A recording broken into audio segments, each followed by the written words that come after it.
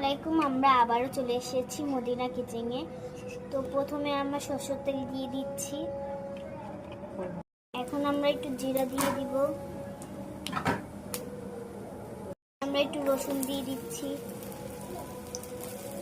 আমরা এখন পেঁয়াজ দিয়ে দিব, চিংড়ি মাছ দিয়ে দিব, পেঁয়াজ দিয়ে দিব, কাঁচামরিচ দিয়ে দিব।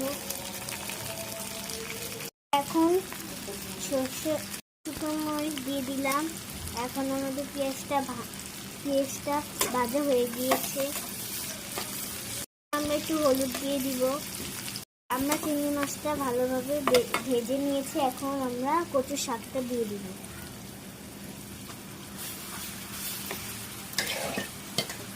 কচুর শাকটাকে সেদ্ধ করে নিয়েছিলাম। লেবুর রস দিয়ে দিব আর হচ্ছে লবণ দিয়ে দিব। আমরা প্রথমে লবণ দিয়ে দিয়েছি, এখন লেবু দিয়ে দিব। শাকটা এখন আমরা নেড়ে নিব ভালো মতো করে।